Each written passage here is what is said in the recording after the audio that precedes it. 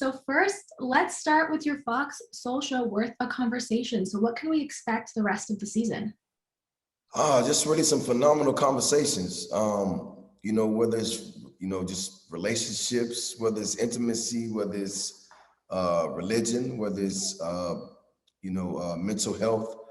Um, the conversations never end. I mean, my goal with this show is to definitely dig deep and have conversations with people who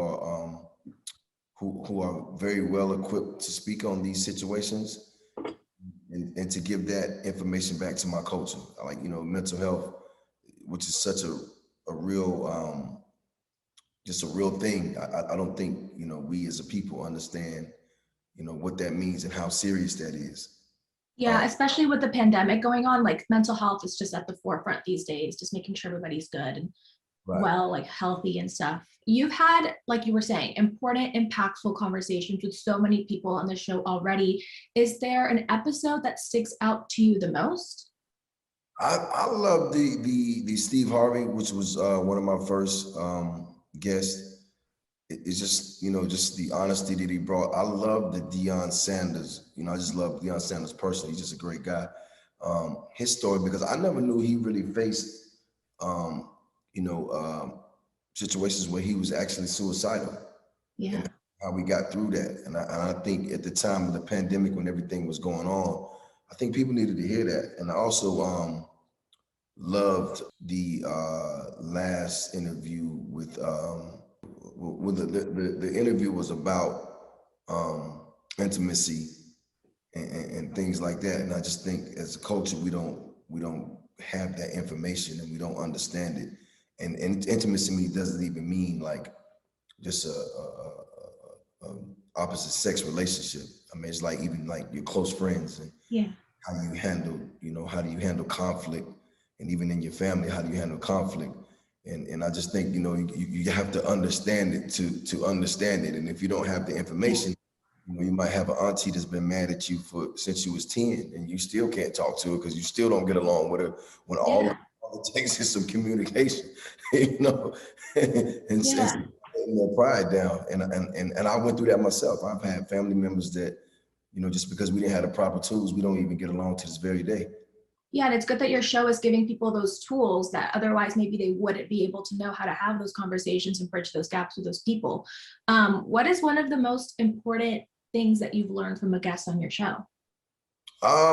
So much. Just about what unspoken expectations are. And we all have those, but we just figure people should know what we want and how we want it and what we expect. Also understand like more about mental health and how it's, just as important as physical health. And that's something that I didn't understand, because when we was growing up, it was like, you had an auntie that was a little off and that was just it. You know what I mean? You didn't think to get a help or get a counseling. And even like therapy, like I just feel like just hearing people's stories about therapy, it just also makes you go in the back of your mind and go, wow, like maybe it's something that happened to me when I was a child that I couldn't let go and I didn't understand.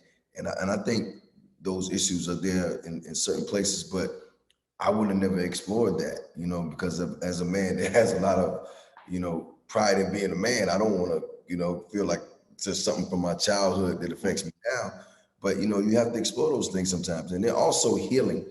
I really learned a lot about healing and forgiving and understanding that you have to give yourself permission to heal. And also you have to give yourself permission to grow. I just had to come to the realization of that, and that's something I've been on my mission, pretty much my whole life, about evolution and evolving. But you can evolve, but you still have to give yourself permission to grow. And I think hearing that from some of these world leaders made me feel a lot better about, the decisions that I was making, because they do, what they say, it's lonely at the top. It is until you find some more people that's up there, Yeah. I know this past year has had a lot of ups and downs for you. You lost your mother. How are you doing mentally and how are you feeling right now? Well, even Ayana fixed my life when she came on the show and we talked about grieving and different things, because I didn't understand if I was breathing right, or I was doing the proper things to make sure that I had a clear head. But just a conversation with her and even some offline conversations with like TD Jakes, because he actually came on the show and we talked, from time to time for, hours about family and life, and just hearing his story about his mother and things. It just made me understand what I was going through, and gave me a lot of strength to understand that I was healing the way that I knew how to heal, and grieving the way that I knew how to grieve. And when you don't have people that you can really talk to about that, that's going to be honest with you, then you kind of out there by yourself. So that just made me feel better about the way that I was going about it. Because in the beginning, I was like, am I doing this right? It's a lot of questions. Yeah. It happens and it's upon you, and you're the man of the house. So you have to be strong. But at the same time, you have to grieve as well. Exactly. In one of your episodes, you said that the pandemic helped you be creative. What is one of those things that you were able to do this past year, because you finally had the time? Worth the Conversation was one. If I'm honest, it was like Worth the Conversation started with me just calling people on FaceTime. Yeah. Because when we was in the when we was on the lockdown, it was like, you couldn't see anybody. So I just started calling people on FaceTime, having real conversations. How you doing? What's going on? What's new? How you feeling? And it went from there to me doing my Instagram live and just having people that I was meeting come on the live, and we just talked, because I wanted my fans to actually learn when I was learning. And then it went from there to this show out there. It's like, you know what? I really want to have some real people come sit down, since we're doing Zooms, and just really have some real conversations. And if you know anything about my music and who I am as a person, it's just always about knowledge, giving the information back, and motivating and inspiring. And for me, during the pandemic, it took a different type of inspiring, because it also gave me some time to understand who I am as an imperfect leader, because I got time to think. I don't got nothing but time, and to think about, what I want my next 20 years of my life to be like, the things that I could have done better, the things that I'm doing better, and then just strengthening my relationships with people that I already had built an alliance with. And it's just like, that just opened up so many doors. So Worth the Conversation, there was so many business deals that went on in between. There was so many ideas for other ventures that I wanted to do, because I had the time to sit still and actually be creative in my own space. Yeah. And also another amazing thing that came out of the pandemic is that you got married to Jeannie Mai. So congratulations on that. Your wedding looked beautiful. I saw the pictures in Vogue. So what is the most memorable thing from that huge monumentous day? Oh man, just seeing her come down the aisle, I was like, I had some friends tell me, yeah, man, like that's gonna be the moment. And I just remember locking eyes with her and just going like, wow, we had an amazing time getting to know each other. And she's amazing. Like she's a wonderful person inside and out.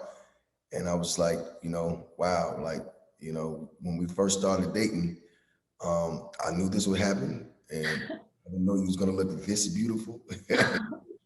And it was just a real moment being in front of fans. I mean, with friends and family, close friends, and just seeing my dad happy, and just knowing that my sister and her parents was there, and her close friends, my close friends, and them actually seeing us just taking this next chapter, and writing this amazing book. So yeah, I was seeing her walk down that aisle was a real thing.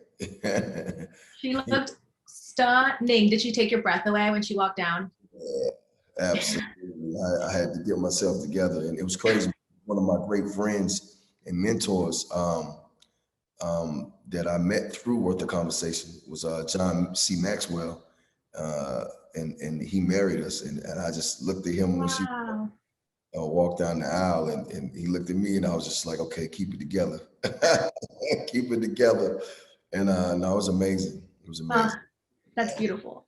You also looked amazing. You wore a super cool pink champagne suit, which was I loved it, because I'm a huge fan of pink and men wearing pink. What made you decide to go for that color? Well, two things. One thing is, my wife was like trying to micromanage and help me with my colors, and I'm just like, I want to do it myself. I got it. And she was like, she didn't want me to see her dress. So shout out to my stylist, Chris Shelby. I sat down with him, and I sat down and had one of those real John Gotti meetings. I was like, yo, I have to absolutely kill this wedding. And we went through all these colors, and I was like, that's it. And him and my team put this amazing suit together. And I just remember putting it on. I was just like, and she hadn't seen it. So when she walked down, Ooh, she got a surprise, you know. I'm sure you took her breath away too. See, in that suit? I remember walking out and hearing everybody at the wedding like take a deep breath, like, oh, you know, because nobody's expecting that. So Yeah, a yeah. statement for sure. It was a nice statement. And I know you both originally planned to get married, I believe, in France or Lake Como, but you had to pivot because of COVID. Do you think you'll end up having a big reception later this year with more people, or do you think that you'll renew your vows in 5 or 10 years and then do a big party then?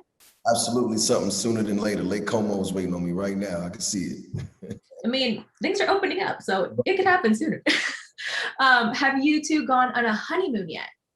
No, we actually for us it was more so you know, we was more concerned about our union. Like we travel all the time. So we jet set a lot. So it's now just like planning where we really want to go spend a lot of time at. So for me, it's just like I got a lot of ideas. So we'll see. And has your relationship changed at all since you officially tied the knot?